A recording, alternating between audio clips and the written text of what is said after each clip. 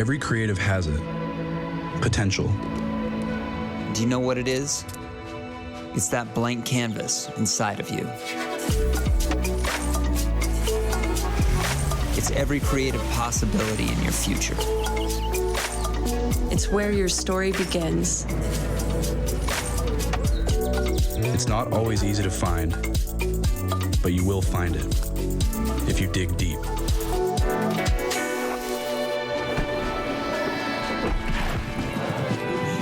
It took me years to discover mine.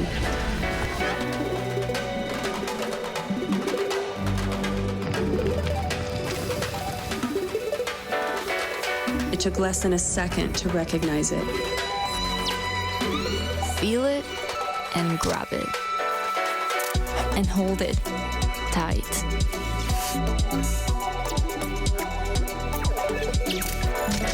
My natural passion to tell stories became my reality. Now find yours. It's there, right in front of you. Setbacks? There will be plenty. Learn from them. Leave them behind and get closer to your creative destiny. Realize the hidden hopes and dreams. There is a place for them in this world. So share them with all of us. Don't leave your canvas blank. Be true to yourself. Find your true potential. It's time. Ignite your passion.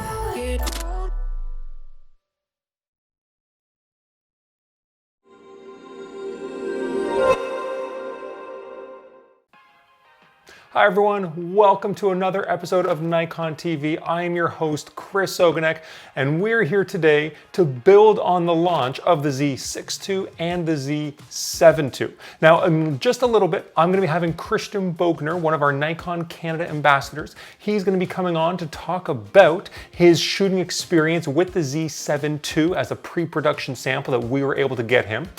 So I'm going to go and interview him, show a couple images from the shoot, kind of walk through the technique of a few of them, and just kind of point out some highlights as to what it actually shows about the new cameras. But first, what I want to actually do is go through a couple Easter eggs with the Z6 II and Z7 II. Now, the Z6 II is already shipping and has been for a couple weeks now. The Z7 II will start shipping at the beginning of December. So anybody who has your order in for one of those, make sure to keep your eye out and listen to your dealer for when you should be getting your camera in. So let's look at a couple of those Easter eggs. The first being the fact that previously, with the older generation, let's say the Z6R1 and the Z7 anytime that you shifted out the LCD screen, and then let's say you were doing some street photography, you're shooting from the hip, or you're like one of our other ambassadors, Michelle Valberg. She shoots a lot from her kayak or canoe, and she actually gets the camera right down at water level, so that as she's shooting directly at whatever animal she's seeing, she's able to get a really amazing perspective of it. Well, that's great. It has a flip out screen. Chris, what's the issue? Well, the issue is sometimes if you're wearing a strap, which Michelle does to make sure that the camera doesn't fall in the water, sometimes that strap can actually get in the way of the eye sensor. And by it going and covering the eye sensor, the camera thinks somebody's actually putting their eye up to the camera. Therefore, it switches the view to the EVF. Well, now with the Z6 II and Z7 II, you have the ability to, as soon as you flip out that LCD screen, the EVF will not ever turn on. So if you are shooting from the hip and you get the camera nice and close to you, it's not going to shift over to the EVF. If you go on our, like Michelle, the strap gets in the way, you aren't gonna have to worry about it. So that's one little Easter egg, a really cool little feature with the Z6 II and Z7 II. The second Easter egg that I want to talk about is not actually necessarily about the camera, not about autofocus, not about buffer capability, any of that. We all know those specs. The cool thing that I'm really looking forward to when it comes to these cameras is actually the new way to update your firmware. Now that sounds a little weird because we haven't really changed the way that the cameras have updated their firmware in years.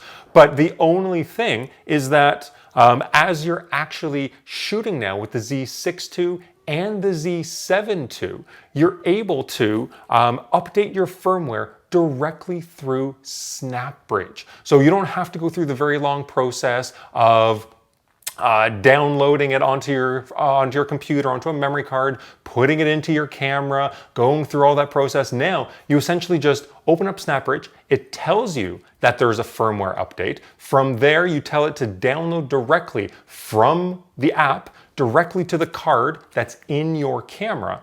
And then you just hit the firmware update button in the camera and you're all set to go. So it's a really, really good time-saving feature that's now available in the Z6 II and Z7 II. So those are my two Easter eggs. Now, let's actually go and talk about Kristian Bogner. So Kristian Bogner is our Nikon Canada ambassador, one of our Nikon Canada ambassadors. He's been an ambassador for years. We've had a really, really strong relationship with him for well over 10 years now.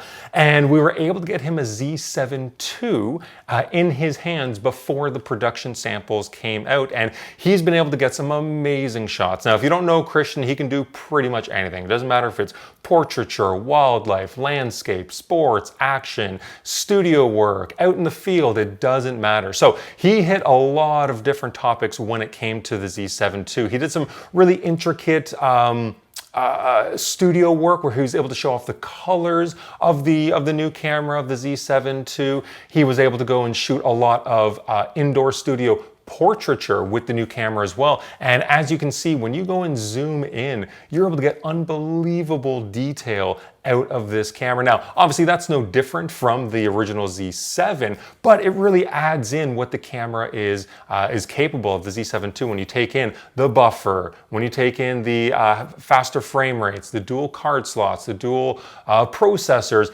and you have one of the best dynamic range cameras on the market. You have unbelievable high resolution at 45 megapixels. So he was able to do a lot with this camera. So let's actually go and get him now and find out exactly what he thought when shooting with this production camera. All right, well, welcome, Kristian Bogner. I'll say not welcome to Nikon TV, but welcome back to Nikon TV, because you have been here before with Mark Cruz as the host, and I guarantee there's going to be no gotchas, there's going to be no quizzes this time. I'm not going to try and stump you the way Mark did. All right, well, thank you for that, Chris. Yeah, pleasure to be here. Well, so you are here because, obviously, I've already told everybody at home, but you were part of our Z7 II launch program with the big launch we had of the Z6 II and the Z7 II. We were able to get a camera in your hands. Now, just like everybody else who had the camera, you did not have very long with it. You had a really, really short period of time. So it's really impressive when people see the breadth of the work that you were able to create all in, what was it, under 2 weeks, I think it was?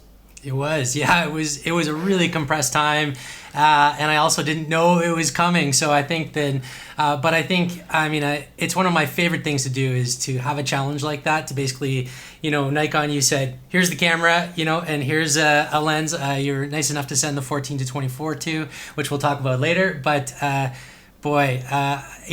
everything from the initial ideas to the creation to going out, and I think it was like literally a full-on immersive experience, and it definitely got me out of the COVID shock as well. So it was great. It was great, just what I needed.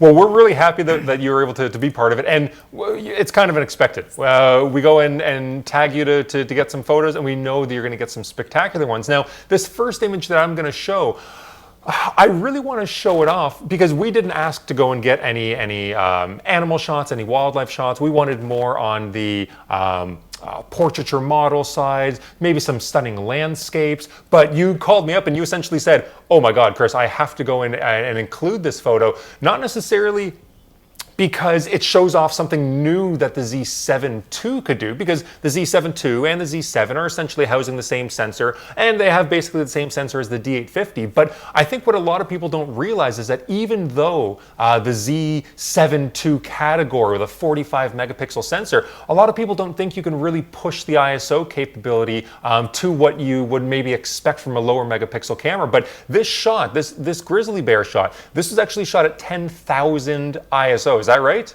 It is. Yeah, I mean, I have to say, on many levels, the Z series has just blown me away with its ISO capabilities, and I think it's partly because I think of just the extra dynamic range.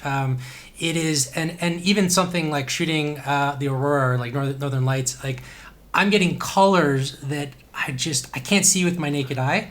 And I'm getting colors that I've not been able to actually get on any other camera. So it really has blown me away. So the grizzly bear, yeah, I just had it in my... I woke up one day and I said, you know what, the grizzly bears, they're pretty much ready to hibernate. I want to go see if I can take a drive and see if I can find some. And sure enough, I saw nothing until... like well after, probably like it was like well after sunset, so it was very dark. It was so dark that you could barely see really what you were getting. And what blew me away about this Z7 II was that when I looked through the viewfinder with my 500 millimeter lens, it was brighter than like with my naked eyes. I could see more detail, and of course I was looking through a long lens, but it blew me away. And then this mama bear basically got very curious, and it came closer and closer to me, to the point that I couldn't even focus anymore because she was so close.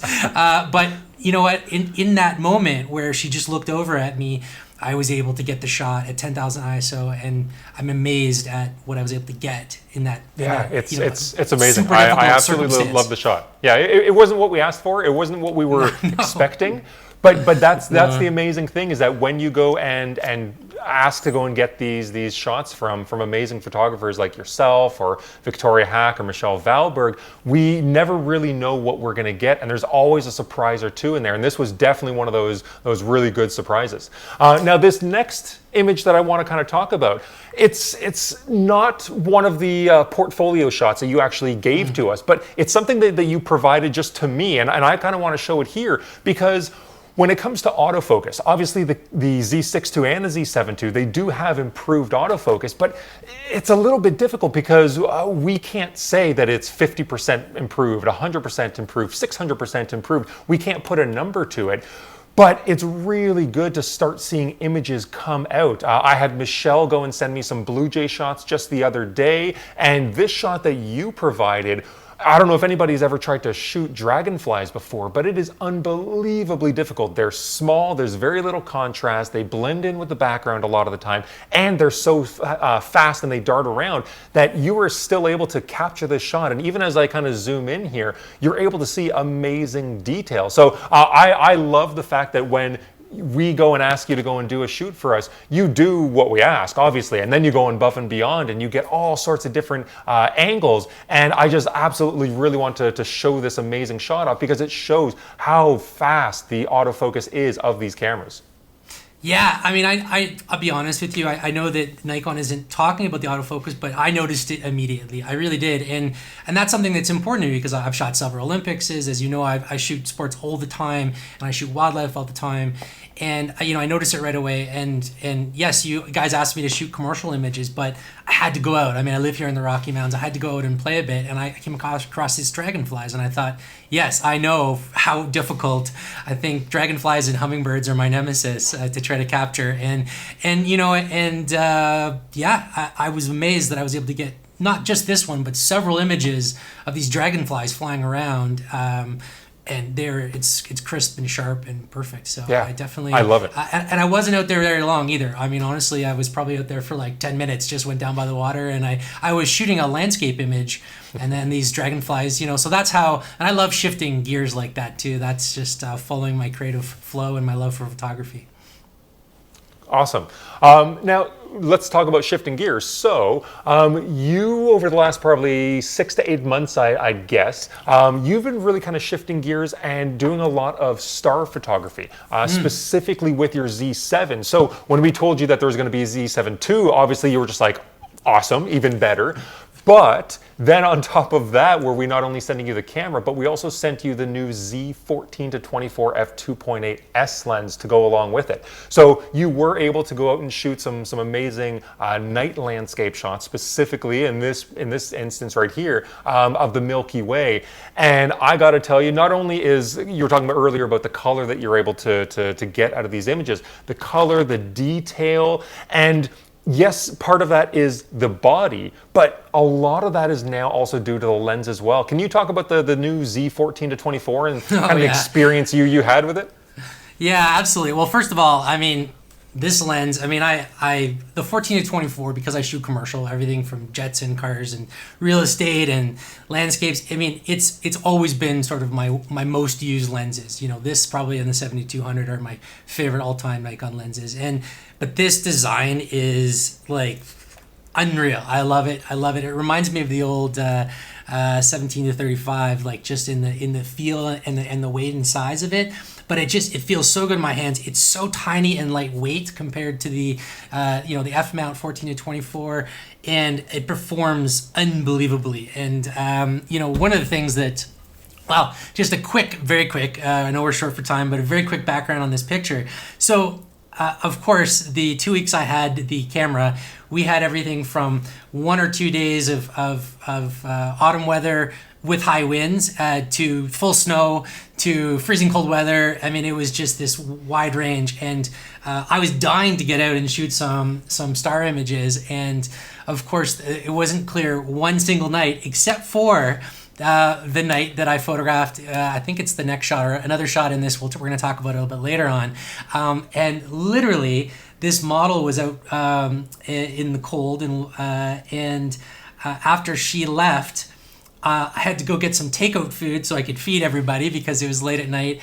And in between waiting for the takeout food, literally, I drove out to a location. I set up in 5 minutes, and I autofocused on the stars with this lens, and I zoomed in to double check, and I took 5 images. And that wasn't what I had intended, because I thought I'd have another opportunity to get out, but guess what? I didn't, and it performed and it killed it in just that short amount of time. And that I think is, and that's what it's all about, right? You can have equipment that just performs like that. It doesn't have to be this big setup shot that I had planned. It was literally 5-10 minutes before I went to pick up the Indian food that I had ordered. So, and that was it. Yeah. Well, that's again another really good segue, because from this shot, the amazing star shot, which basically had no creative planning time at all. It was just something that in the heat of the moment you were able to get, to the next shot, which you kind of teased a little bit. To me, this is a showcase piece. When you showed me a bunch of the images, you got some stunning shots. You got some stunning indoor portraiture. You got some amazing landscapes. But this one stood out to me from so many different perspectives. I love the creativeness of it. I also love the technical aspect of it, trying to think of, okay, so I know we told him that everything he had to do had to be in camera. So this was all done in camera, but how did he do it? So it kind of got my brain going, trying to figure out how you did it, and loving the creative aspect of it, and just everything kind of working all as one. So right off the bat, you did do this all in camera, correct? All in camera, absolutely, Okay. Absolutely, yeah. So yeah. my boss is now happy to hear that. Okay, box is checked off, perfect. So obviously you had this as a vision in your head. This was not something that you could just quickly go out and boom, while getting takeout food, go and shoot. So there was definitely a process to this. What was kind of your initial thought? Did you have this entire thing planned with the light behind the model and everything, or did it start off as, you know what, I want the model there, and then you went, well, what could I do? So kind of what was your thought process? Well, so this was such an interesting shot, and of course, because I just sort of got the camera as I was out, say, shooting some landscapes, I was looking for locations. I was sourcing. So this was always one of my initial inspirations. As soon as I knew the camera was en route, I basically just started visualizing different things that I've always wanted to create. And I love shooting painting with light. I always have. I've been doing it since I was a little kid. And so I really wanted to do something that showcased painting with light. And I ordered a bunch of LED lights and different things for different things, and I started with this guy here, which was an LED light, and it was cool, and it allowed me to change the color and do different things. But I decided that I needed a more custom solution. So as always, I'm going to interrupt you, and people who don't know you, the answer with you is always a custom solution.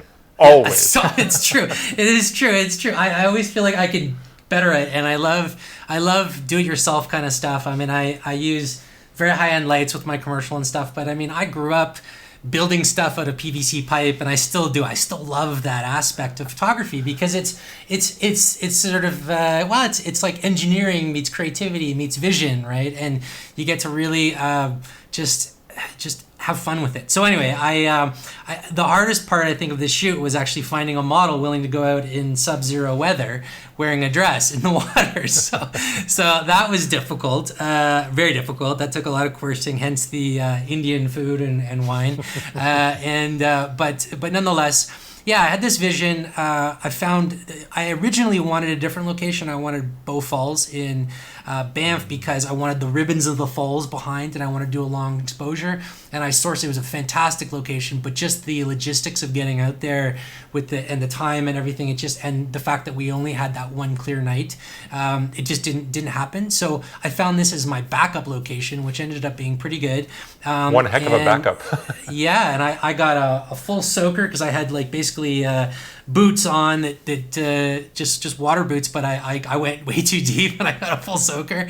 And along the short of it, I ordered a whole bunch of different tubes and some gels basically. And this is one of the tubes that I ended up using for the shot. And then I've got a very powerful flashlight here, which I can adjust. And you basically put the flashlight in the tube like this, and it becomes a lightsaber, if you will. Very nice. And then I basically put some rubber bands on the top here, and then I put a sparkler on top because I knew that, I mean, the entire shot is lit with this. So there's no flash, there's nothing else. So, the model kind of has to turn sideways, and then you light it. And then you have to spin this in a perfect rotation, which is difficult because I'm not the most flexible guy, and I can't do it because there's not enough room here. But basically, you're spinning it like this. And it was one of those situations where, I knew I had one shot at it. It was my first time doing anything like that. But I feel like I pretty much nailed it for my first try. And I think that's where solid lighting technique and understanding of light and how it works comes into play, because I was able to literally visualize it, set my setting, and my first try it worked perfectly, right? So, and I think that's just understanding the light, understanding, just light output, right? And understanding what I would need to do in order to freeze the subject enough and still get this really cool effect. And it turned out actually, I mean, it's really great. I love it. I absolutely. It is like I've seen a lot of your images over the years, and there's been a lot that made me go, wow. This one I think is right up there at the top, if not at the top. I absolutely love it. So I really wanted to make this the showcase piece for this talk, just due to the fact that it made me go wow, and I'm hoping that it makes all of our viewers go wow as well. Thanks so much, Chris. Yeah, I think one of the best parts about challenges like this is now it's a new skill, and I can't wait to do more of this type of photography because, the minute you break your own barriers of limitations of what you think you can do, and you learn a new skill, then you can create more cool images with it and put this wonderful gear to the test. All right, well, I don't want to take too much of your time because I know you and I could sit here and talk and geek out for hours and hours and hours. Absolutely. But our viewers would probably get a little tired of that after about hour 8. So I want to say thank you very much. Hopefully I'll be able to have you back on in the future, and we can talk about more of your custom creations, your jib that you have, your for your camera stabilization system is amazing. There's so many little things that we could go and talk about on the future episode. So hopefully I'll be able to have you on in the future, but I hope you keep enjoying the Z7 II and the 14-24. Thank you so much, Chris. Always a pleasure. And thanks, Nikon, for making the best gear out there for sure. So I love it. So love it, especially this new stuff. It's amazing. Cheers. All right, cool. Talk to you later, Kristian. All right, everybody. So that was Kristian Bogner, our Nikon Canada ambassador, talking about the Z7 II, his experience with it. We also showed a ton of images that he was actually able to get with the camera and how it really shows off what this camera is capable of. So make sure you tune in a couple weeks. In December, we will be doing a really fun little Christmas Nikon TV episode. I'll talk about some kind of fun little stocking stuffers, and I'll probably still also be talking about the new Z7 II, which will be shipping right around that time. All right, so until the next episode, everybody, I'll see you later.